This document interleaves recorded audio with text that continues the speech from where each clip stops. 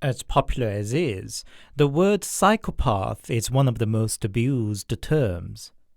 People would often call from a serial killer, antisocial criminals, random violent people, to your unsympathetic and power-hungry boss, all under the same term of psychopath. But the most defining character of psychopathy should be the lack of empathy. There can be many different reasons for an antisocial behavior or crime, but for the perpetrator to be considered a psychopath, that reason behind has to be the sheer lack of empathy. Most of our moral values and social rules are based on the regard for other people, not to cause a harm or disturbance to each other. A psychopath disregards them not necessarily because he or she is evil and actively seeking to cause a harm, but because he or she doesn't see the fundamental reason to care about other people. In that regard, a psychopath is different from our traditional perception of an evil person, and that makes running into one in real life even creepier. Today we are taking a look at 3 allegedly true accounts from Korea about brushing with a potential psychopathic person. They are as chilling as they are already, but the third story combines a paranormal element on top of that. It really makes a point that sometimes our fellow human could be scarier than a ghost. As always, handpicked, translated, and narrated by your host, Anthony.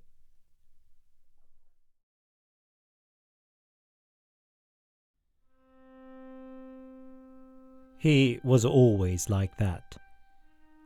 His parents were perfectly sane, educated, and had good jobs, but he found other people's pain funny and tried all sorts of things to induce it.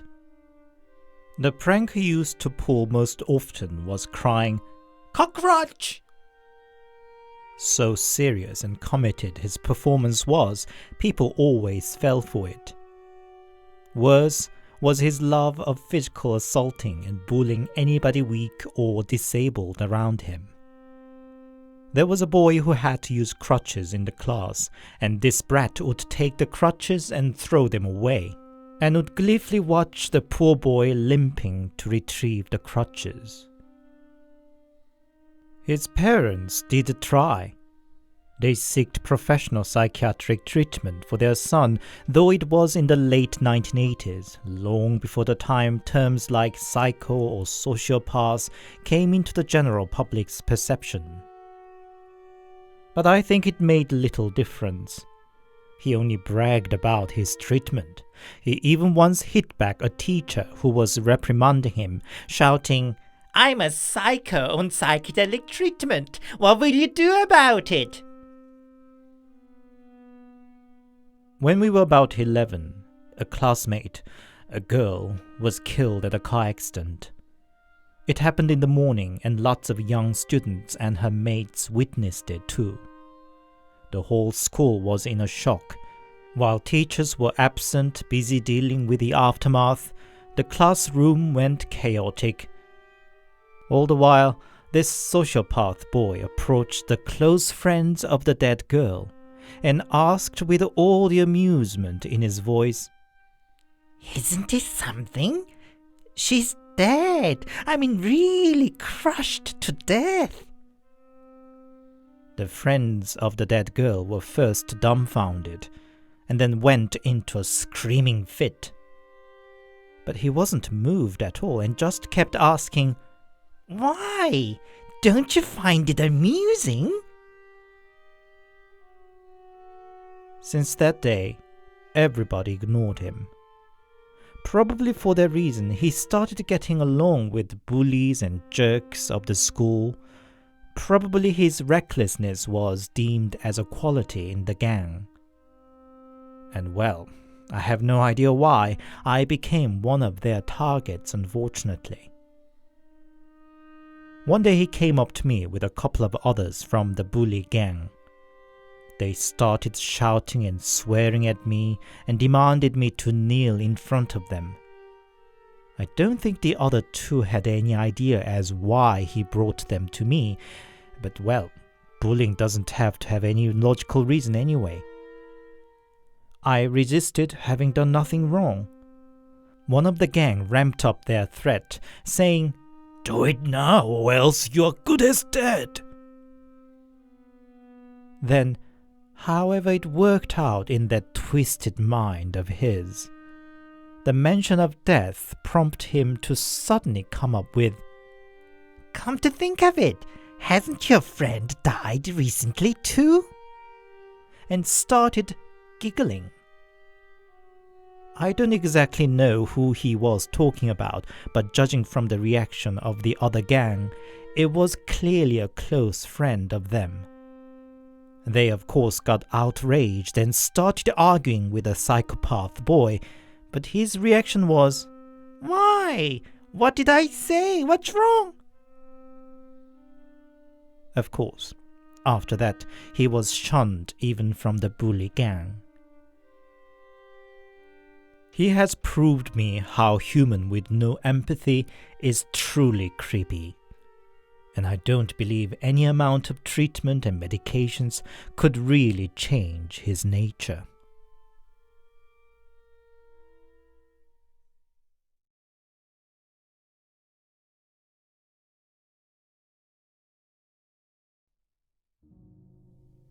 I spent my childhood in a small countryside village.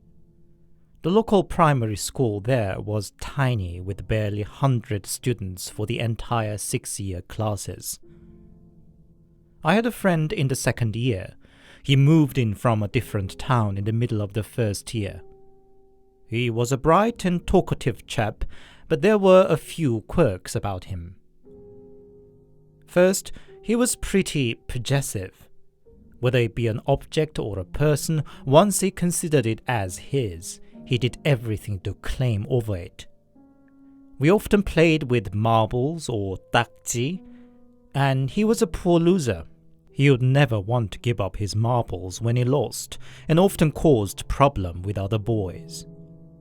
Same possessiveness permeated into friendships. He wouldn't share his friends with others. He got very jealous when those he considered as his friends got friendly with some other mates and tried to get in their way. Second was his particular relationship with his blanket. Whenever he got scared, he hid under the blanket. He also hid all the things he wanted to keep to himself there too. It's not entirely peculiar behavior for a child, but he really seemed to believe that that thin layer of fabric could shield off the outworld, even from a ghost. So whenever we went out on an adventure to a local cave or an abandoned house, he would turn up with his blanket on the side. He suddenly moved away again during the winter vacation. I was playing with other friends one day and saw his parents driving a truck away, loaded with their households. I'm not sure if my friend was on the truck too. All I know is his house was left empty from the day on. For quite a few weeks, we didn't even know he had actually moved. We just thought they might be on a visit somewhere. So one day I and some other boys decided to visit his place to see if he was back. We called out his name in front of his house. Silence. Once it was clear the house was empty, we walked in. Missing the friend was one thing, but the excitement was greater that the empty house could be our new secret hideout. We ventured around the garden, the kitchen, and the storage. When we reached the door to his room, we smelt stench wafting from the inside, pungent mixture of ammonia and rotting food waste. But that didn't stop our adventurous spirit. The oldest of the gang led the way in, and I followed with a stick in my hand. Surprisingly, the room was neatly clean. It was cleared out but the desk and the small wardrobe. My eyes caught what was under the desk. It was his favorite blanket, all bundled up. There were black stains forming underneath. That must be the source of the stench. Still with a burning curiosity, we unfolded the blanket to reveal the contents inside. Some of us started to retch. There were a few small toys, a handful of marbles, copies of comics, some money, and a couple of kittens, a puppy, 3 chicks. The puppy, I recognized, was one of my pet dog gave birth to. My family just assumed a fox might have taken it away when one puppy went missing. We were young and naive. We were simply disgusted with the sight of rotting animals and didn't find it creepy or alarming. As we ran away from the stench, we just called a friend's name because some of the toys there were clearly stolen from other bodies. All I was thinking was if I could salvage some of the marbles and toys. I never saw him again, but looking back now, I feel chills to think what little workings in this young boy's mind had prompted to kill these animals to make them his own and hid them from the outside world.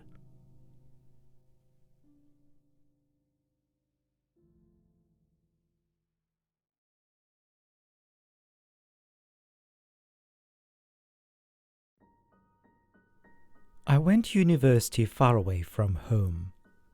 I managed to get a place in the uni residence hall for the first semester, but for the following semester I had to rent a room at a private lodging. Rent in Seoul was much more than I expected, and I decided to seek a roommate to share the burden. But my small one-bedroom studio attracted no interest. Well, to be honest, who would really want to share one bed with practically a stranger? I was about to give it up when I got a message inquiring about the terms of sharing the room.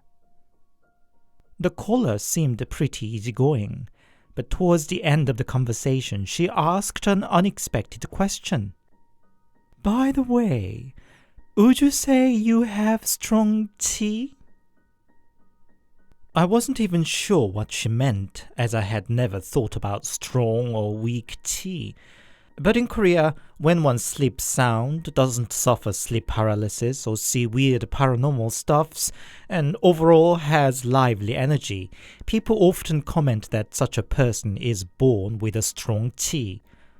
I guess what they mean is one was born with strong enough energy to fend off casual interference of ghosts.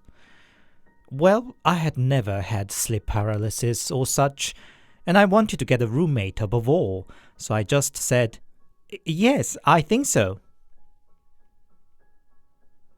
Unlike what I expected from the strange question, she in person had nothing unusual or weird about her, just rather quiet. So we agreed to become roommates.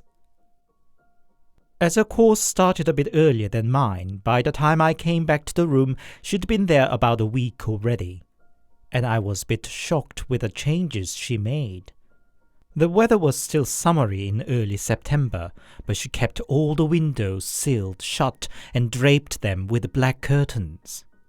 Her excuse was that she hated insects and needed to be totally dark to be able to sleep. She instead offered to take up the entire electricity bill so that I could run air conditioner as much as I liked. I found it odd, but just went, "Free electricity, yay!" We never really got very close or talked much, but otherwise she was a perfect roommate. She was quiet and tidy. She agreed to my terms without a single objection. She would volunteer to take on dirty or tricky parts of a house chore, like when we got a cockroach in the bathroom. I loathe cockroaches. But since my roommate said she hated insects so much that she had to seal off windows, I was thinking how to get rid of that hideous creature. But then the roommate, hearing my initial scream, came into the bathroom, rolled up some paper and caught it. "There, that's done," she said. I was confused. Didn't she say she hated insects?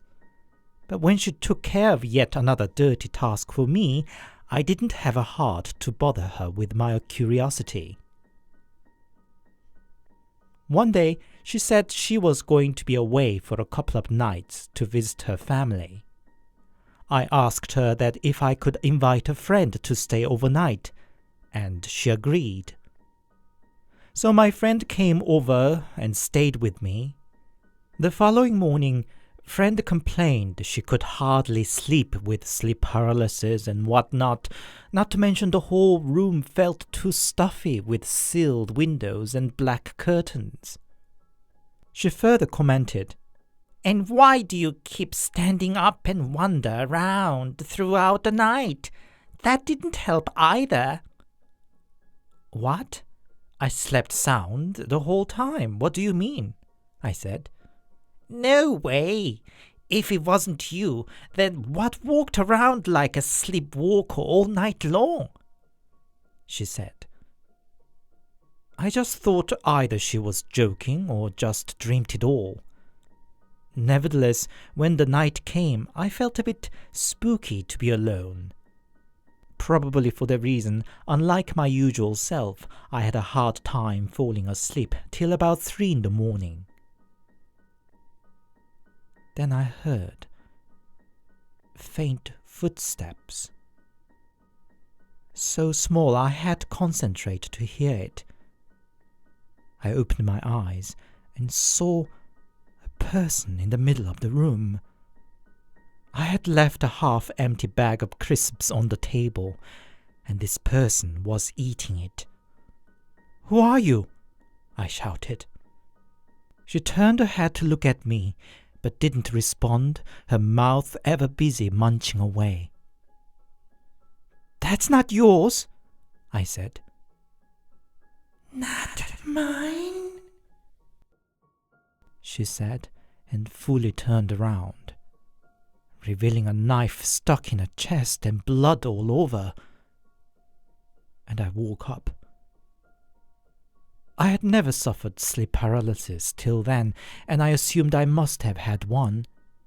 I just blamed my friend for triggering silly fear in me.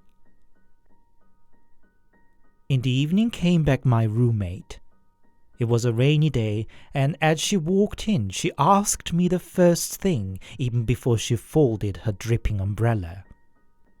"You said you had strong tea, didn't you?" "What? Yeah," was my confused reply. "Oh, good," she said, and nonchalantly went into the bathroom.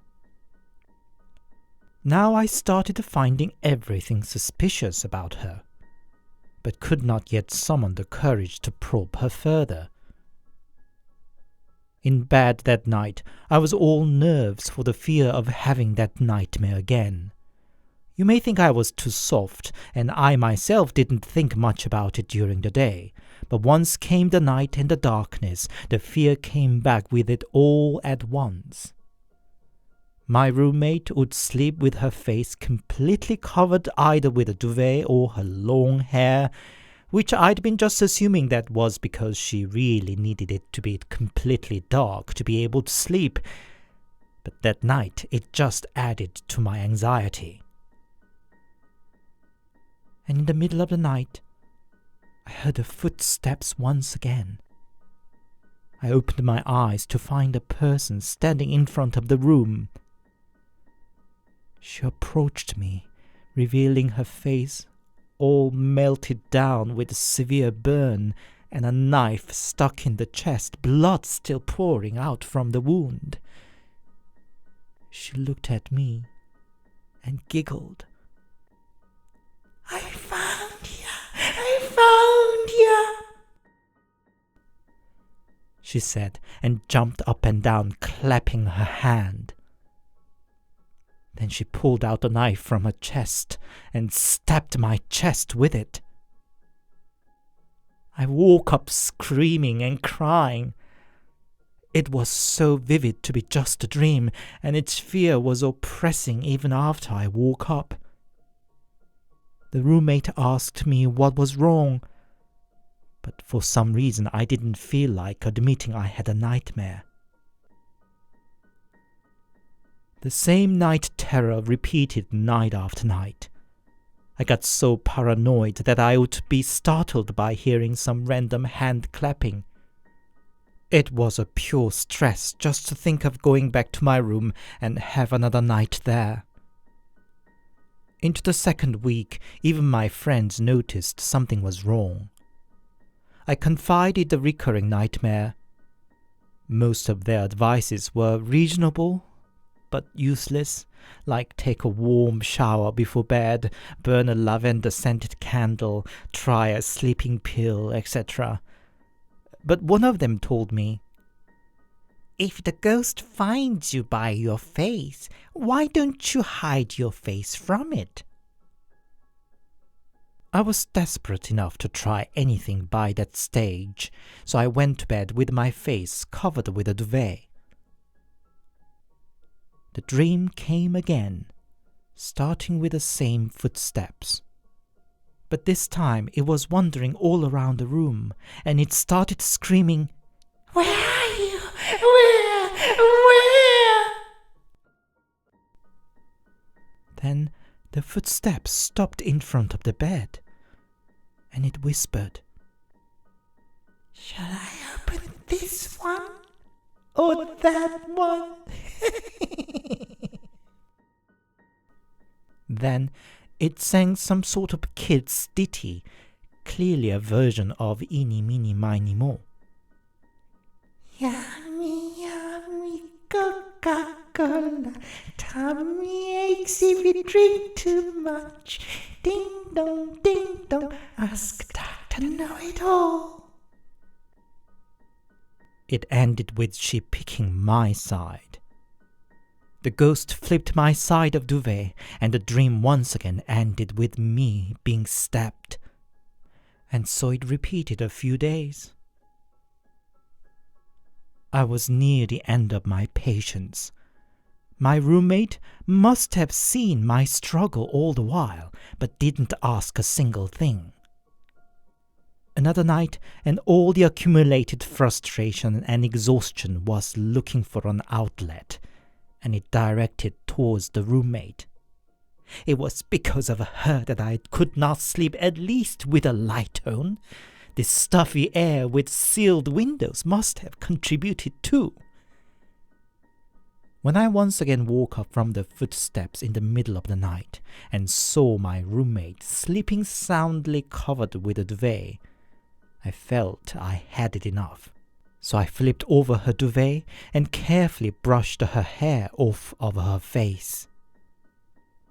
I felt a bit guilty, but on the other side, I was desperate to escape the nightly ordeal this single night. So I covered myself under the duvet. Soon the footstep approached. "I found ya! I found ya!" It jumped and clapped its hand once again and stabbed my roommate. When I woke up and checked on my roommate next to me, she was glaring at me. "Did you have a nice dream?" she said. I was so creeped I jumped out of bed despite of myself. "Didn't you see a ghost with a knife stuck in her chest?" she asked. Yeah," I said. "Then why didn't you get stabbed by it as usual?" I was so shocked by the remark, I felt my knee giving in. I denied whatever she meant by that, But the roommate just glared up and down at me and started explaining it all, as if it was the most mundane story. The ghost was her older sister. They lost their father from a car accident. Her sister was with her dad in the car, but survived despite a burned scar on her face. Roommate and her mother blamed their sister for dad's death, no matter how unreasonable that was, and bullied her, until she committed suicide 3 years ago. She stabbed herself, piercing through the roommate's photo on her chest. And since then, the sister's ghost would appear every night. But the roommate found a solution. All she needed was a dumb roommate to get stabbed in her place. It was so unrealistic a story that I don't think I really believed it at first. "But I didn't have the dream at first," I said. "Well, didn't you say you had strong tea? But seems like you've run out of it since the day of my sister's memorial ritual," she said. When the roommate was away for a couple of nights, that must have been for the memorial ritual for her late sister. I was all goosebumps now. "How could you? You drove your sister to death and now using me as your scapegoat?" I said. She laughed out loud. "You didn't say anything, did you, when I took up all the bills and wiped after you all the while? You thought it was all free of charge."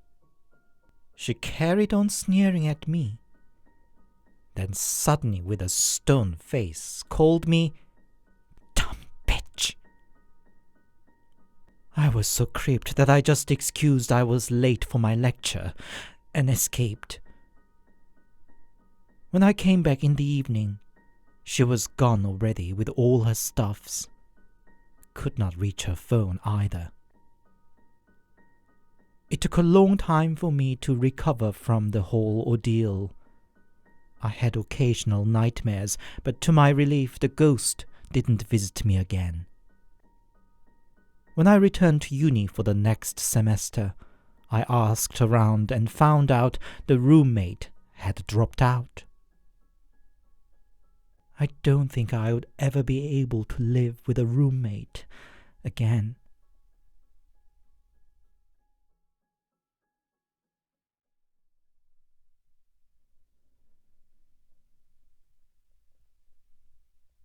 Hi, it's Anthony here, and thank you very much for your listening.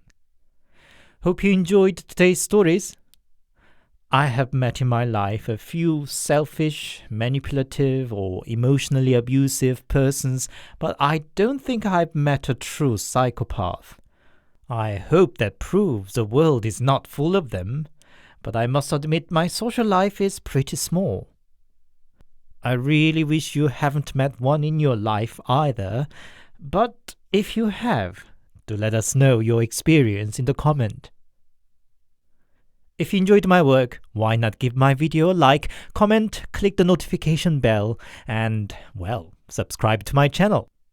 Also, if you missed my past episodes, why not browse through diverse topics I covered in the past episodes? Your support helps this channel grow and carry on. Thank you.